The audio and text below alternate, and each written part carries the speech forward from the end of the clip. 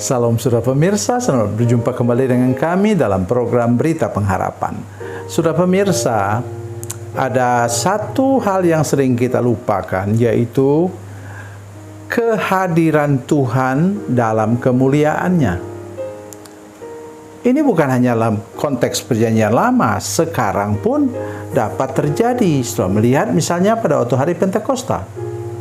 Kemuliaan Tuhan dinyatakan sedemikian rupa dan melaluinya kemudian Injil tersebar ke seluruh muka bumi. Mari kita berdoa sebelum kita lebih jauh mendengarkan firman Tuhan ini. Bapa, dalam nama Yesus, terima kasih Engkau mau menyatakan kemuliaan-Mu kepada kami juga sekarang.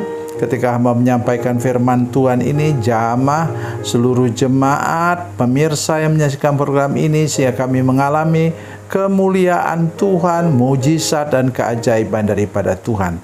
Dalam nama Yesus, haleluya, amin. Saudara pemirsa, mari kita membuka Alkitab kita dari Perjanjian Lama. Dari Perjanjian Lama. Dari Perjanjian Lama, 1 Raja-Raja pasal 8. 1 Raja-Raja pasal 8 ayat 10 dan 11. 1 Raja-Raja pasal 8 ayat 10 dan 11, demikian bunyi firman Tuhan. Ketika imam-imam keluar dari tempat kudus, datanglah awan memenuhi rumah Tuhan, sehingga imam-imam tidak tahan berdiri untuk menyelenggarakan kebaktian oleh karena awan itu, sebab kemuliaan Tuhan memenuhi rumah Tuhan. Amin. Sudah pemirsa, ketika Nabi Yesaya dilawat oleh Tuhan, kehadiran Tuhan, katanya, maka rumah itu pun penuh dengan asap. Ya, dalam bahasa Ibrani itu sama dengan bahasa Arab. Ya, cuma ada beda sedikit. Kita menggunakan bahasa Arab untuk melukiskan tentang kabut. Bahasa Ibrani menggunakan kata kabot. Itu tanda kemuliaan Tuhan, tanda kehadiran Tuhan. Sudah masih ingat ketika umat Tuhan keluar dari tanah Mesir menuju ke tanah Kanaan, mereka disertai atau dilindungi atau dinaungi oleh tiang awan dan tiang api. Itu tanda kehadiran Tuhan, tanda kehadiran kemuliaan Tuhan. Memang kita sekarang tidak mengharapkan adanya tiang awan dan tiang api, tetapi Tuhan Yesus sudah mengatakan dirinya sebagai siapa? Sebagai Immanuel. Immanuel itu artinya Allah beserta dengan kita. Dan itu bukan hanya berhenti pada Matius pasal 1. Ya. Tetapi diteruskan ketika Tuhan Yesus menjelang dia naik ke surga, dia bicara kepada para murid, "Ketahuilah aku bersama dengan kamu sampai kepada akhir zaman."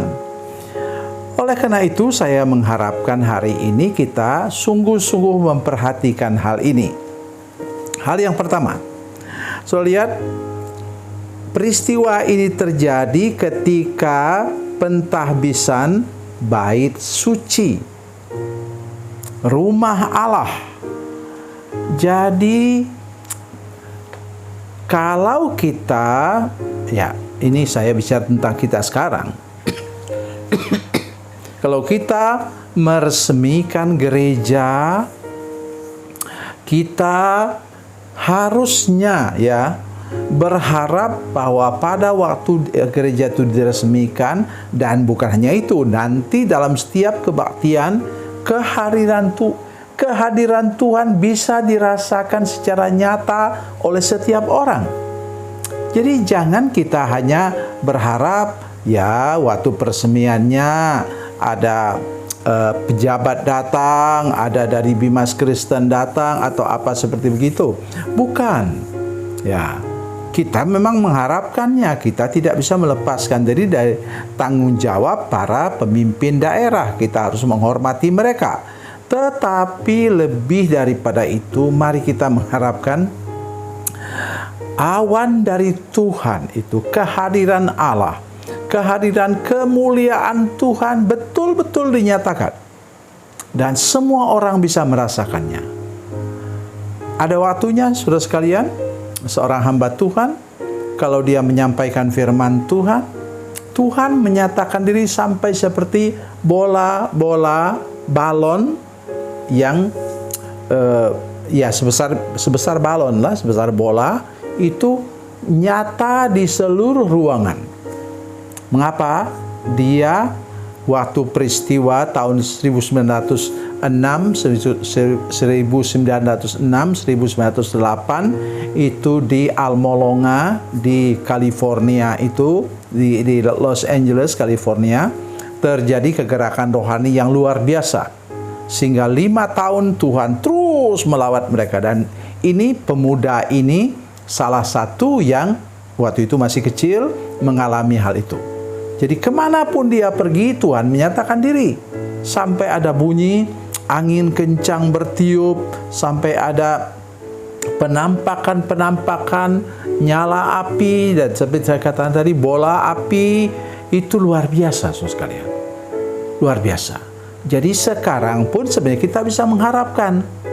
Jadi Tuhan mau menyatakan diri bila umatnya apa?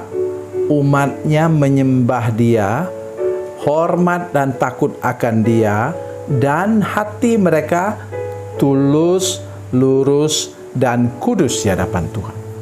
Jadi jangan kita hanya sekedar mengharapkan Tuhan hadir. Kita mengharapkan Tuhan menyatakan kemuliaannya. Jangan hanya begitu. Tetapi kita pun harus sungguh-sungguh serius untuk mengalami kehidupan yang diubahkan oleh Tuhan.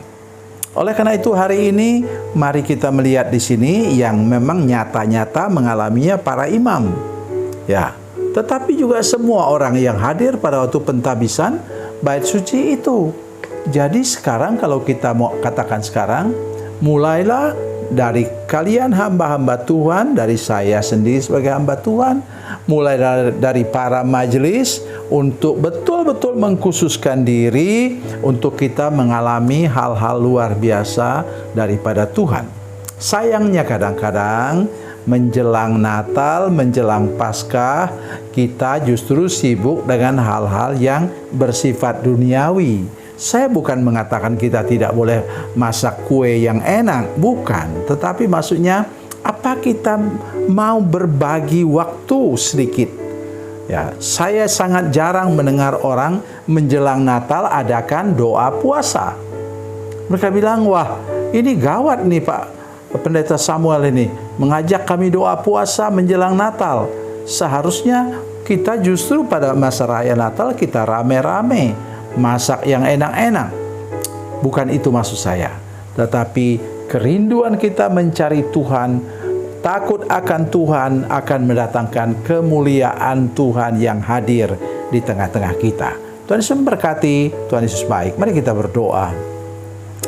Bapa, dalam nama Yesus nyatakan kuasa-Mu kepada kami sekarang Tuhan. Kami berdoa untuk semua pemirsa di tempat mereka masing-masing, supaya mereka dapat merasakan kehadiran Tuhan dan melihat kemuliaan Tuhan dinyatakan di gereja mereka masing-masing.